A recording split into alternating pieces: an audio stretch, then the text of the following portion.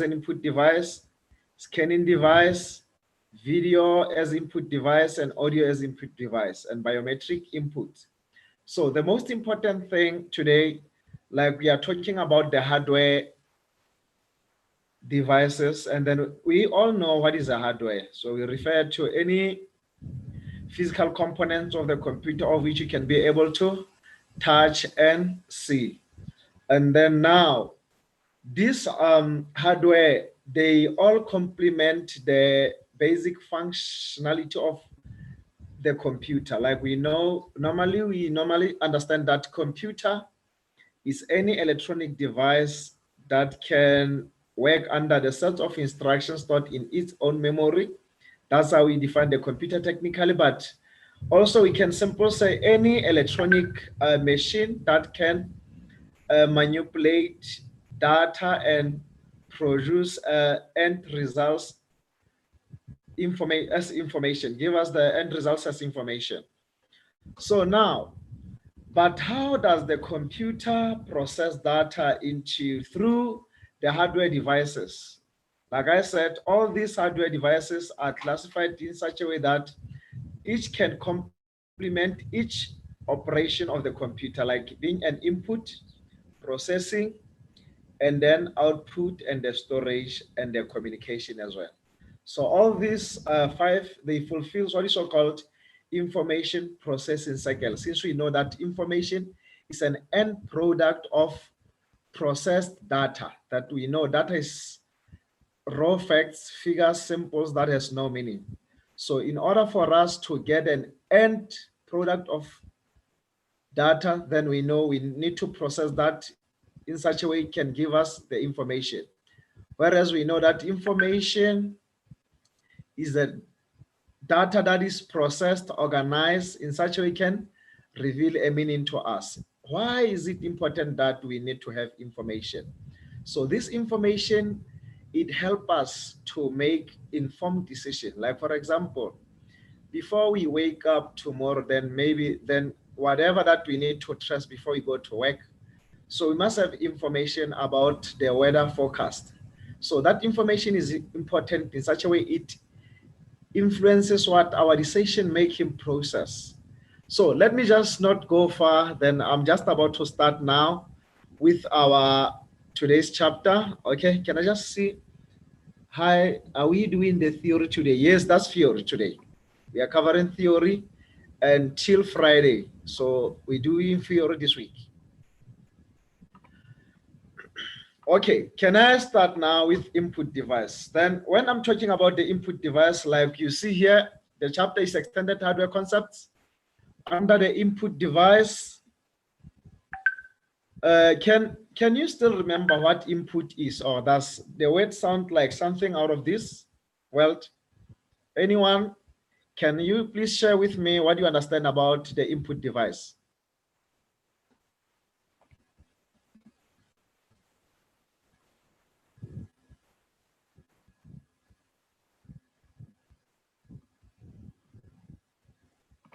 Okay, right. The basic concept about the input is a process, like it refers to the action taken by a person to give an instruction to the computer by using what the input device. Like I said, input is an action, but the input device, that's when now we are referring to a physical component of a computer that can be able to assist you to enter the instructions into the computer. Like I said, all these hardware components, they are manufactured in such a way. I'm using an input device to type this message. That's correct. You're 100% correct. I agree with you. Like I understand, like we said, each and every of these hardware devices, they are classified in such a way each can be able to complement a certain specific task of a computer operation. Like the input device, normally they help us to give an instruction to the computer. Like today we are going to talk about the various types of input devices. Input device is a piece of hardware that person used to communicate with the computer. They use of input enable us to communicate with our computer or any other device. And then we know this input device are, okay, can I see someone just, a mouse, yes, keyboard, yeah, these are the examples of the input devices. You're all correct. And Mike, yes, I agree with all your answers. You're all correct. Thank you. Now, also we've got what is so called the pointing device. Can someone tell me what is a pointing device?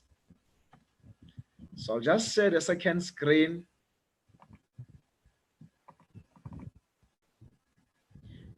Just to show you all this type of the common input device that we've spoken about.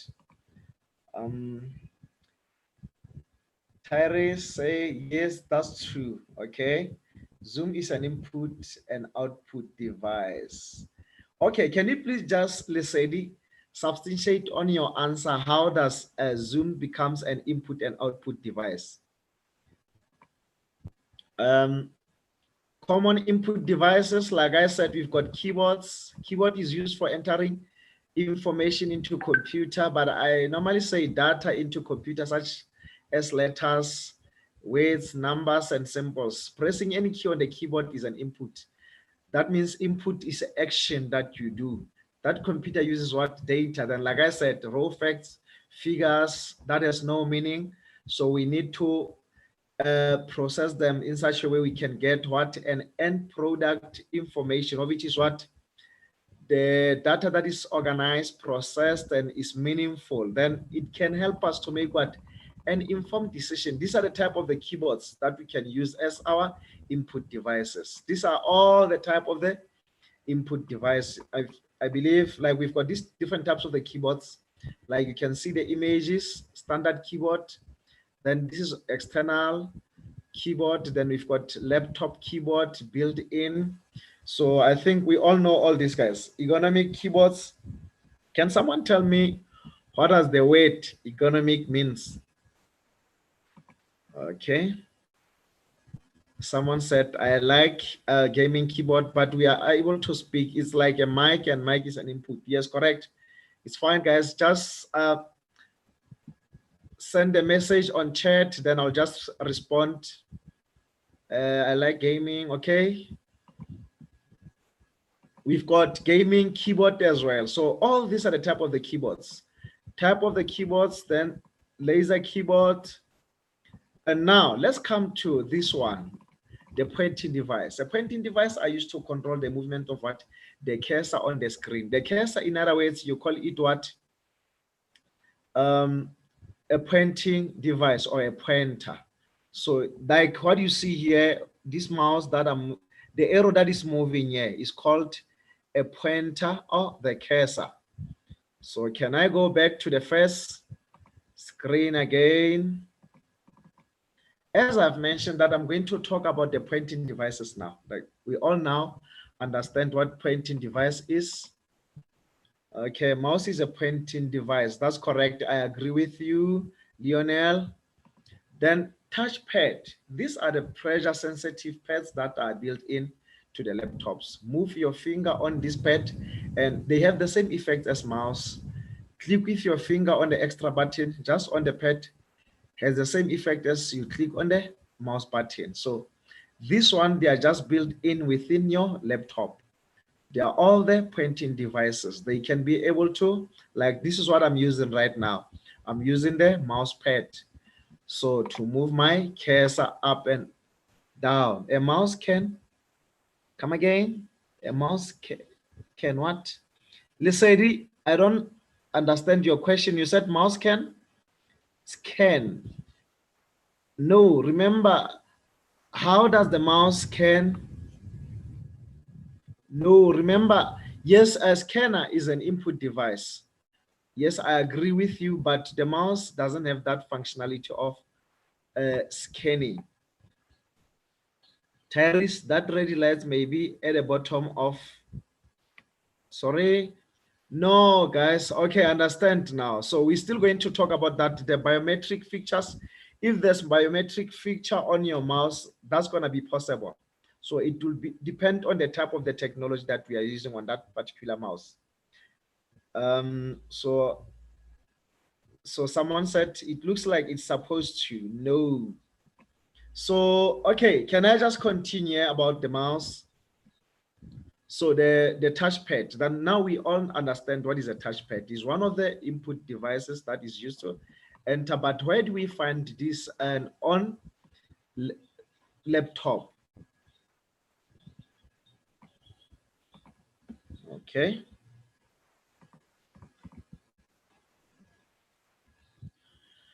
Now, other printing device is called the trackball. This device has ball on top of it, and then using your finger rotating the ball, you can move on the screen. Like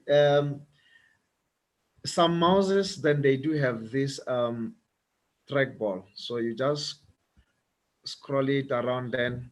So I think all of us, we are familiar with this device, by the way. And then another printing device. Okay, can I see the question? It's not, is it for the blind people? No, it's not only for, they can also use it, but this one is not only meant for the blind people. Not every common use today, this one. You move this stick with your finger, it works the same way as moving the mouse. Like this one, this keyboard is outdated. Some laptops, they used to have this pointing device that looks like this one, pointing stick. It's called the pointing stick. It works the same way as moving the mouse to click your simple press it down. So this is what we are talking about, these ones. Like this is the type of the pointing stick. So, but this is an outdated technology. You'll find it from the old laptop keyboards.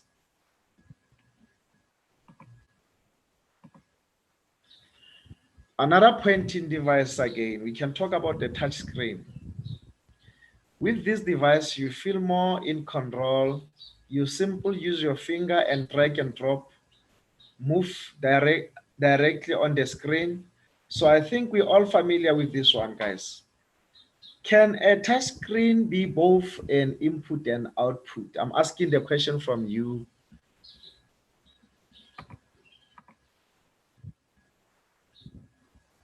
Terence says yes. Touchscreen, what? I'm saying, can it be both input and output?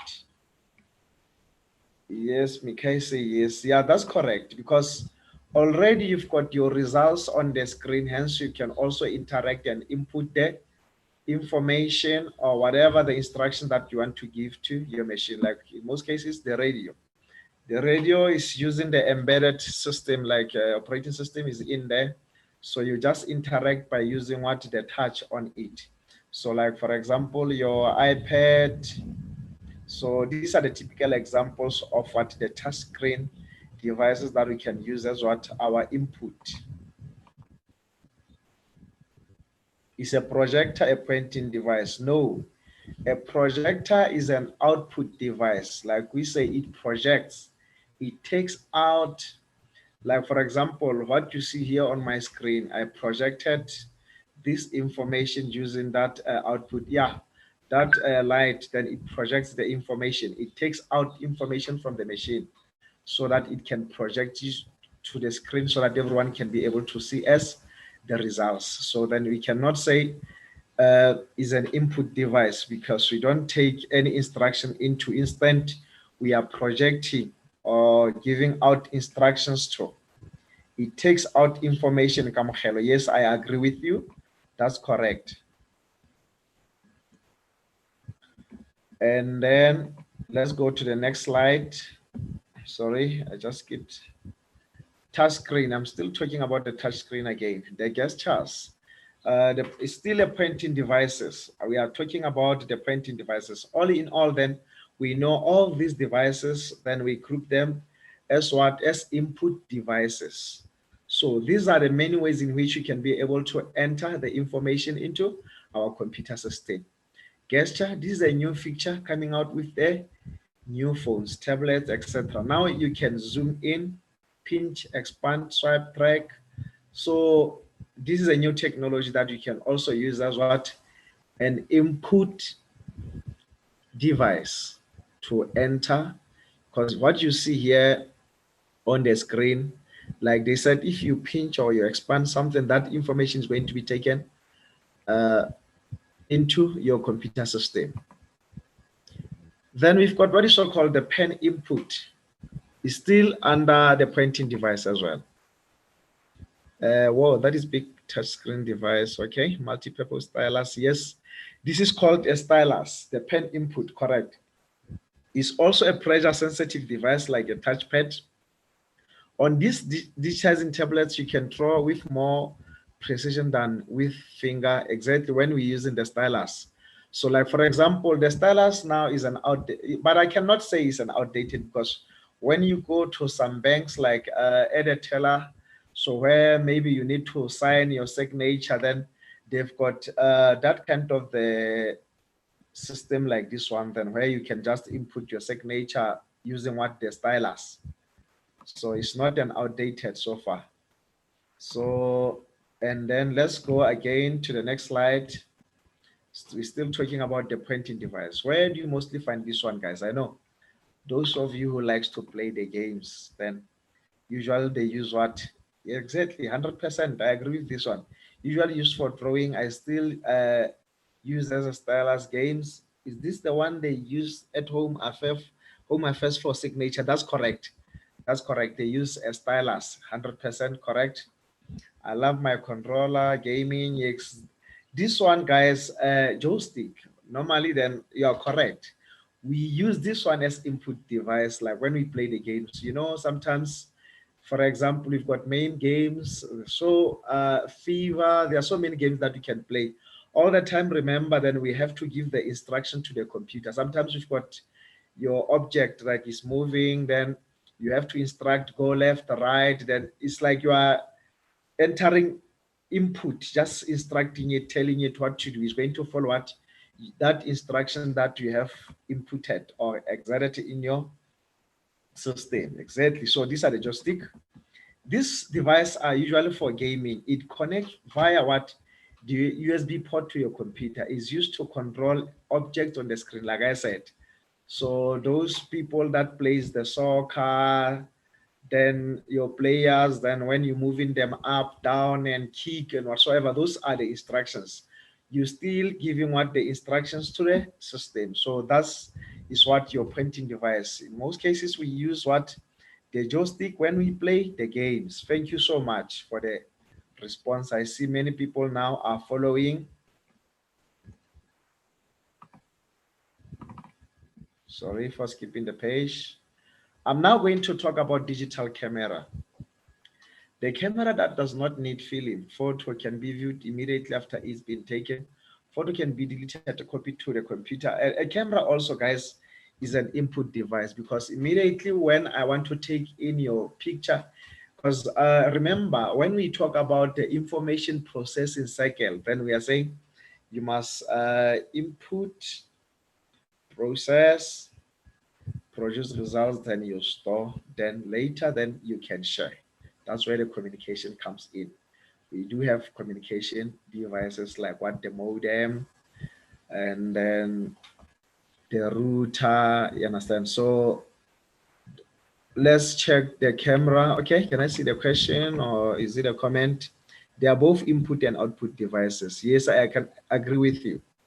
Because on camera also, immediately when you take in the picture, then that will be input, because immediately you'll get the results. Then with that results, that's where you'll get an information asking you whether you want to delete, save. Why does it ask you that? Because remember, we've got two types of the memory in the computer. We've got random access memory and read-only memory. So random access memory can only store your information temporarily while your computer is still on. That is why when you switch on off the computer system while other program has not been saved, then you'll get an alert. Save, cancel, or don't, you understand? So you need to now to save it permanently on the read-only memory. So that I agree with you. From there, you store, then on the storage, you can fetch it later, then you can share it now. So that means camera can work as both input and output, because when you take in the picture, then that's input. But what you project or see on the screen, the results of what you have taken, that becomes what your output. So let me just talk about the scanner now. Scanner also, guys, is more like is a input device as well. Flatbed scans image or text into the computer. This scanner can only take one sheet at a time. Good for scanning photos, magazine, and page from the book.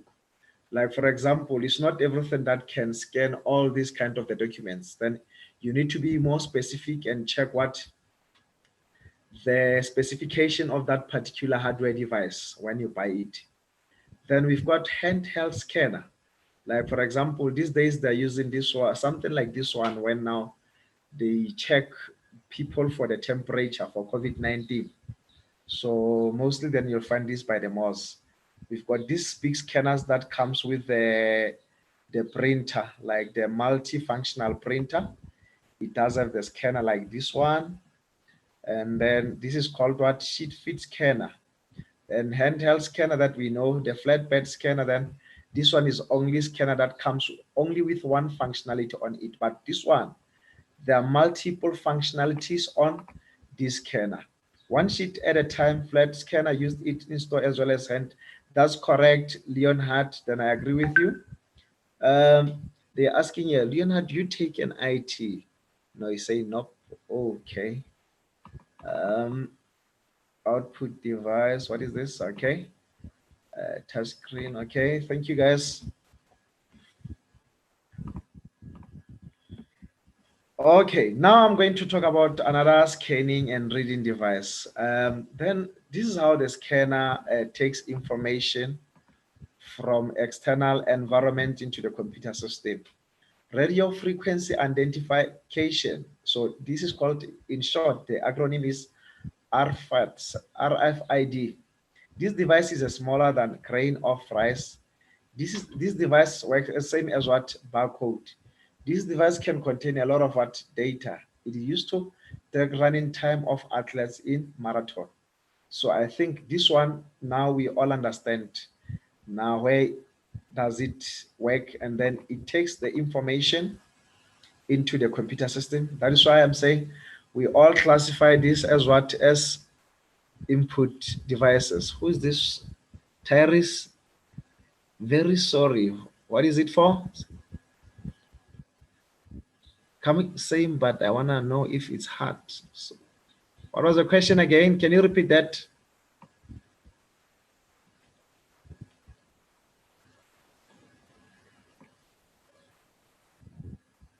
No, no, no, no. IT is not difficult, guys. So almost what you're doing, the only difference between IT and CAD is only the practical components of. However, you guys, you are doing application. So those guys, they are doing development. So meaning, remember when we talk about the software, I'm so sorry for answering the question that is not in line with what we are covering today. But since it's part of the curriculum, then I'll be able to answer that. So, okay, the most important thing, the IT, remember, development, they write the software, then they are the people that solve our problems by automating them, by providing what the software product that will be able to assist us and make our work more efficient. But you guys, then you become an end user as for CAD. So remember that you don't create the programs. You only just use the program, because remember you've got different types of the software, system software and application software. Wherever we said application software is a task specific program. That means it can help you to accomplish a certain specific task like Microsoft Word, PowerPoint, Excel, Access, so on. Then all these are the task specific program. But with IT, then they need to come up with their own programs. Then you just present the problem. Then they need to come up with the algorithm, a way to solving that and turn it into the program that we are using correct now. So that's how we can differentiate the two. So, but it's quite interesting again. So you need to be more logical. Then You must have maths as well. Thank you so much.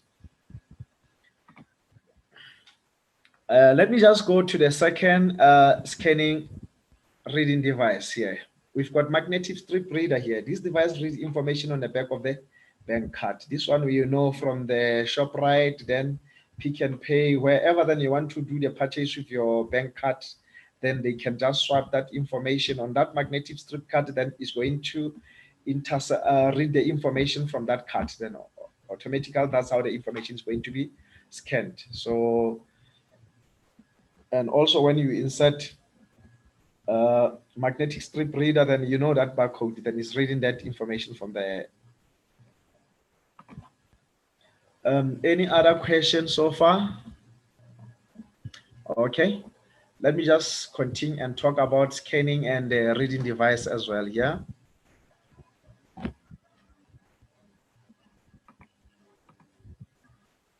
There are a few different type of the scanners. Yes, that's correct. I agree with you, Leonhard. Magnetic ink character recognition, MICR.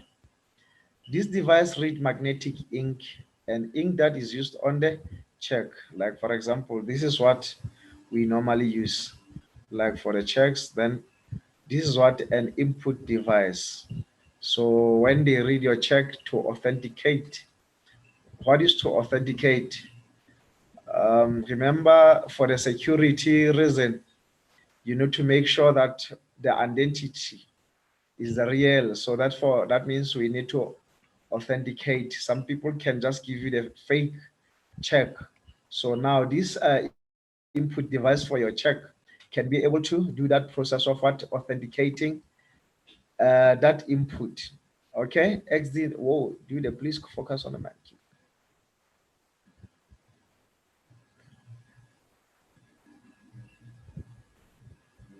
Okay. So now we know magnetic ink character recognition. It reads magnetic ink, and that ink is used on the check. So that can help us for authentication process. That is for the security reason, because some people can take advantage of you, since we know we've got cyberbullying, so many things that are happening in this era. So to avoid that, so we need to know how to put the security mechanism in place in order to authenticate whether this thing is right or not. Okay, another scanning and reading device here is called optical mark recognition, OMR, device that have been developed to recognize specific mark and character, for example, the lottery ticket and computerized test. And also this one also can also be good for the security. So if you can recognize, no, this is not right, is a fake, that means then we'll be on the safe side, whereby we are now safe. So we cannot be, our integrity or the security cannot be compromised. Okay, thank you. We just check if there are any questions, because I see OMR. Okay.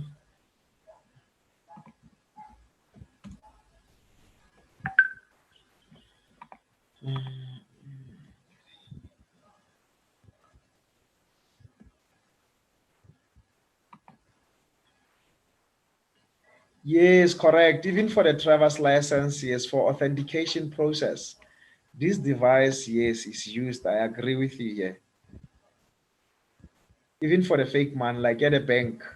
So sometimes remember then when you go to the bank, then you've got some 100 rands and 200 rands, then you want to, they just check them through that machine, then it is going to check if all this is valid or not. Exactly. So that's for the security reason as well. So correct, they can use it as at the bank as well. 100% correct. Was that? That's Lionel. Correct, guys. At least we are familiar with all these things. You see, like I said, IT and CAT almost, they are close related. It's only the practical components of the subjects that differ. So other than that, the theory more or less the same. Okay, now we've got the scanning and reading device. This is called barcoding. This device uses laser beam to read barcodes. It is as much faster to scan the code than to take the price in manual at a huge superstore. Like for example, then when you go to some store, like we've got those embedded barcoding system now, like you go to Pick and Pay, you go to ShopRite, then you'll see all this information over there. So I think we all familiar with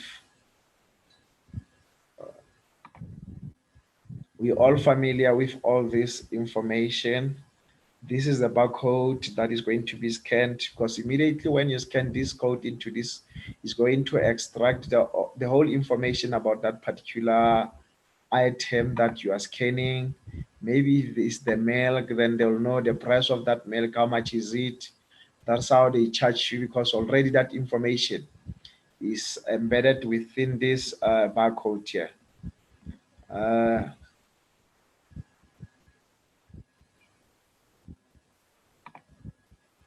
let me just go to the second slide. We've got so-called optical character recognition. It is usually used for scan text. This device looks for the pattern that is recognized as a character and create what? The text document. Like as you see here, the optical character recognition, it recognizes certain characters on your like usually be used for the scan text. This device looks pattern that is recognized as a character. Great. Like for example, then maybe here are the patterns of this. If something is missing here, that means it can't recognize that. So now we've got video as an input. Like for example, what is a video? So we are talking about any moving image. This device records what moving image is, store it on SD cards. Like I said, we're still fulfilling that concept of what information processing cycle: input, process, then store, then after storage, then we can share. Like I said, you see here, this device records moving image and then store it on SD card or CD where it can be transferred to the computer. Okay, like I said, later on, like I said, information processing, we know that that's input, process, output, storage, and communication. So when we talk about transfer, then and sharing is almost one thing. They fulfill the fifth task of information processing cycle, whereby now we need to share it from the storage. We store, then input, process, give results, then we store that results for the future use, then we can transfer it somewhere else for the backup. Webcam. This camera is connected to the computer and can be used for video conferencing. Like for example, this is what we're doing currently now, because you can see me through, because the webcam is taking my picture in now. So that's how you can be able to see me. So now that's typical example of what video as an input device. And also, like as I'm talking right now, guys, you can also hear my voice and see how I'm interacting with you. So then that is why also we've got, yes, I'm using the webcam. You're correct, Leon. Thank you so much. Every one of us then is using webcam, because I can also be able to see you. But for now, all your mic is muted, then that's why I cannot be able to hear you guys. We are trying to avoid what is so-called the crosstalk over the medium. So that's correct. So these are examples of the uh, video devices that we can use as what the input device. Then we've got this camera. This is a webcam that you see here. This is video camera that you see here. This is a webcam. And then also, like I said, you can hear my voice over the speaker. So the speaker now, it becomes what? Your output device. Whereas when I'm speaking right now, so my voice is going through what? Microphone. So this device records sound, voice, and store it on your computer so that you can be. So like I said, when I'm sharing it, now we are on the network. So we are connected through the network. That is why now I can be able to transmit my voice to reach you guys. So that's how this is done. So we've got voice recognition. This device translates sound into words. You can use it as a password as well. So, like for example, these days I'm still going to talk about the biometric system. So we can use this one for the security measures as well. So because it's very good because microphones security. So what are you saying, Leon? Leonhard, you are saying microphone security. Voice recognition. Yes, you can also take it as a microphone security because immediately when you speak, your sound is translated. Device translate your sound into the words. Then you can use this as password activation. So yeah, for the security still, it's still correct as well. So now let's talk about the biometric inputs. Can someone just share with me what you understand about the biometric? Biometric. Bio means biometric. We still have more time.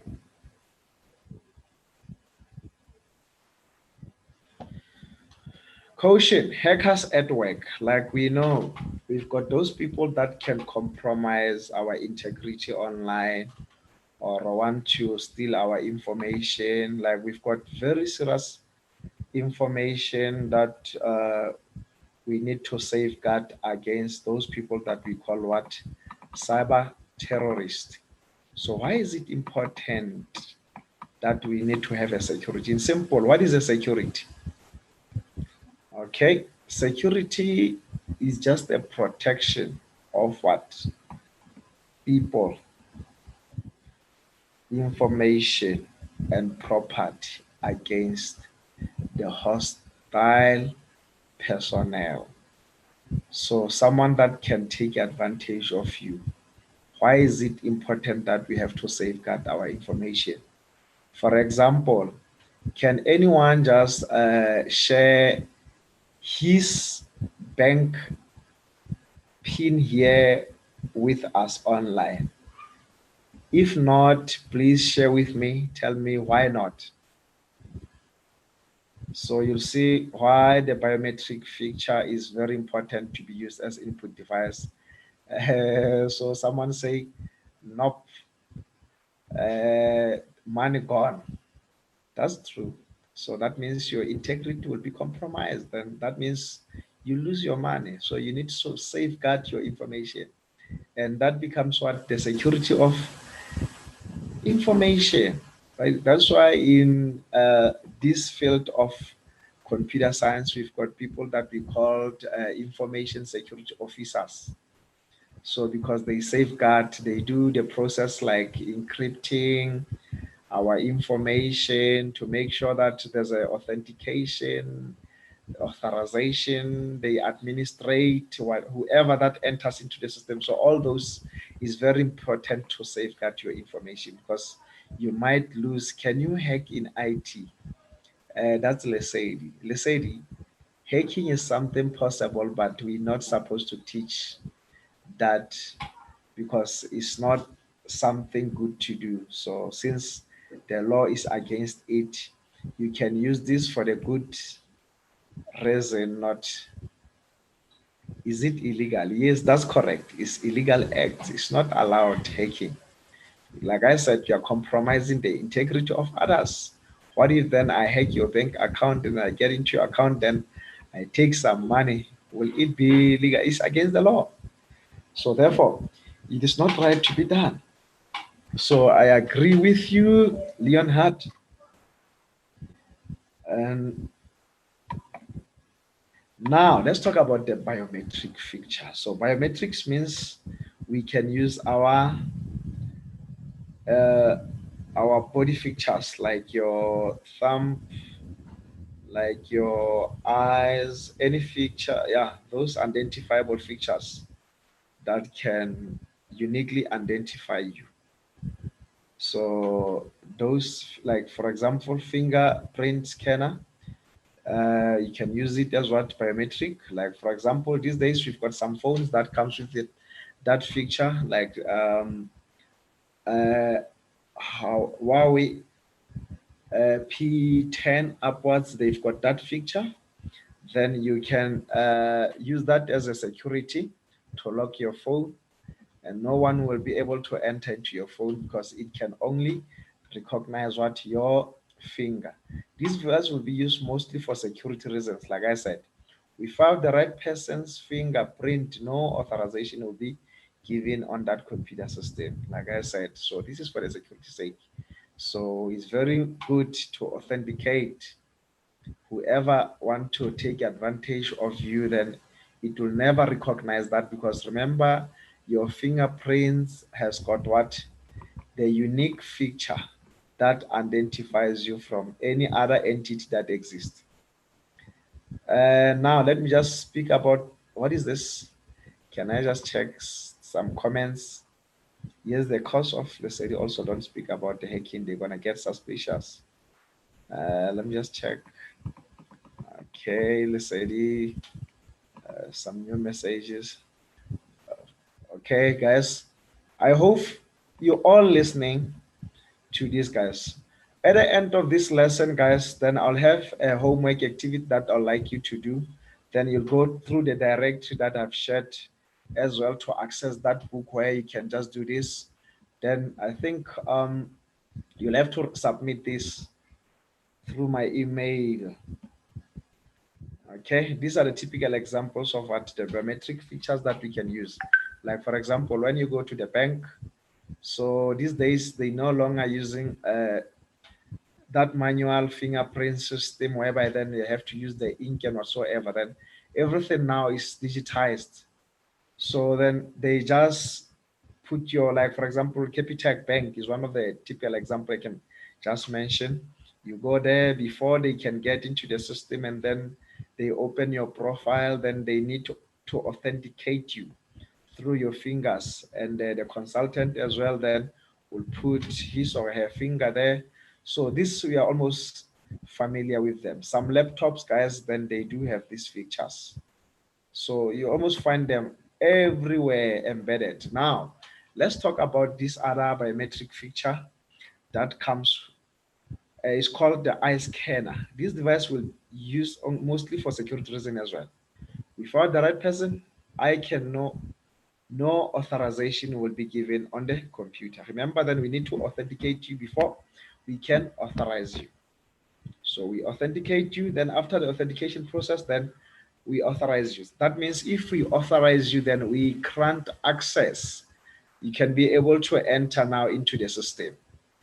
So that means we authenticate, authorize, then you can be okay. Can I check some question? Correct, 100%. Some banks they use this. Then the eye scanners, where some phones they do have these features. Like guys, these days we've got this phone that comes with so many features. Even banks use them. I agree. Where else can I find this? Where this one?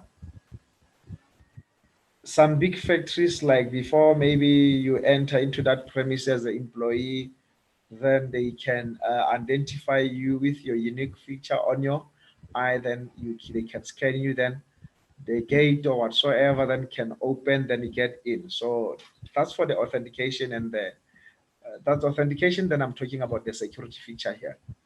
So that's what you have to know.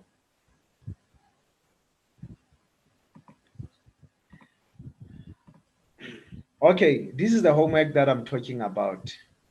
So we can try to fill in the following cross puzzle using what the clues that are provided. So like for example, then the clues are as follows here. Like you see here, across, then we've got this. Okay, can I just do this before? Only for 5 minutes. Everyone must take a snapshot of this so that we can have this.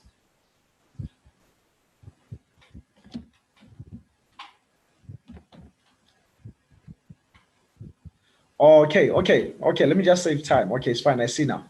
Like I said, on the directory, like grade 10 CAD theory textbook that I've just shared, I gave the link here. Then you'll see there's a link here. On this link, that's where you'll access the book. Then you go straight to page 70. 4 of these. Sorry, it's fine. Then that's how now you can do this activity. You'll send it through to me. Then I'll share my email next time. Or let me just do this. My email is mohanwejunior@live.com. That's my email, mohanwejunior@live.com. Like across type of wireless technology mice use, then you just give one answer there. You fill in here through the block here. Okay, can I see if there's some questions?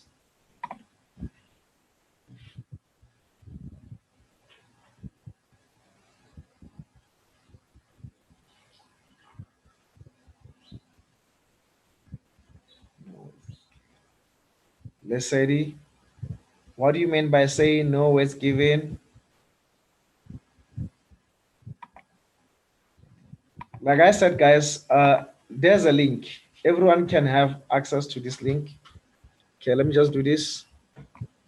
I'll try. This is an, we are just reaching the end of our chapter now. I'll share just a minute. I'll just share the link just now so that everyone can be able to access the book. Okay, let me just do this. Okay, that's the link for the book. Everyone can, you can access the book here. Like I said, on page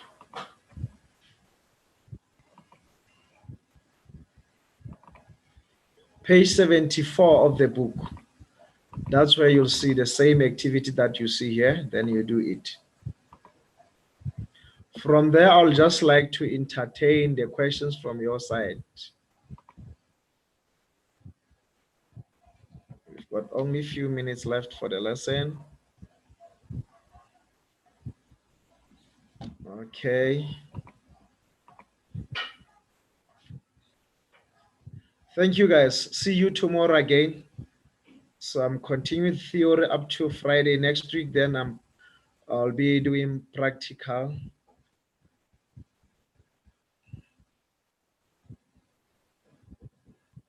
Thank you, everyone. Thank you, everyone. Let's make sure that we do this activity, please.